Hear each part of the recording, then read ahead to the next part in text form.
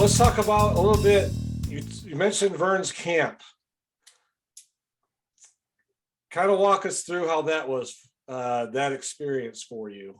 Well, that experience was because you go in, you're not, they don't teach you about the business. Right. You go in, thinking things are legit and stuff like that. I was a pretty good amateur wrestler. I wrestled all my life and actually did Olympic trials. And, oh, wow. Yeah. So I was really a good amateur wrestler. So a buddy of mine went to high school with, Jeff Jensen, big into wrestling, huge wrestling fan. We'd go to his house and he'd have wrestling magazines, and we'd sit there and look through the wrestling magazines, and he was just really, really big into wrestling. And my wrestling was, I remember I was the youngest of 4 kids myself. So my memories of wrestling was with my mom. My dad was a firefighter, so he was, they worked 24-hour days. So a lot of times he didn't come home at night. Friday nights, my older siblings would go off and be with their friends and stuff. But I was the young kid that stayed home with mom, and mom and I would sit there and watch wrestling, Friday night wrestling, with Leo Nomalini's group. Okay.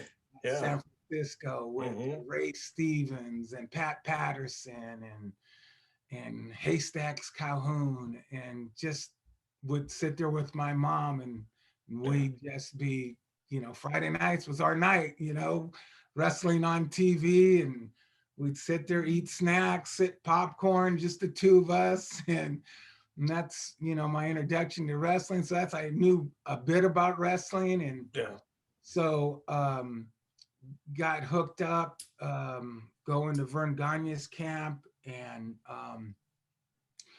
that it was an experience. I mean, thank God for my wrestling background, because Brad's wrestling background was, he was an Olympic wrestler himself, Greco-Roman. And so you got to his camp, and the business was the business still, and nobody knew anything about it. And so you got to his camp, and you start off, there's 30, 40, 50 guys at the camp. But the camp was real. I mean, you wrestled, you pounded each other, you wrestled like you were, if I was wrestling on the Olympic team. I mean, he just stretched you and tangled you, but I could handle it because I had that experience. Yeah. What he wanted to do was weed all these guys out of there that just thought it was, easy, fake, phony, blah, blah, blah, this and that. So what he did was he weeded everybody out. And he actually weeded everybody out. I was the only one that lasted. Oh, wow. Yeah, I got through the camp. Then was one of the best things is, when I got through the camp and they, kind of smartened me up a bit. One of the AWA promoters at the time was Ray Stevens, who was my idol growing up.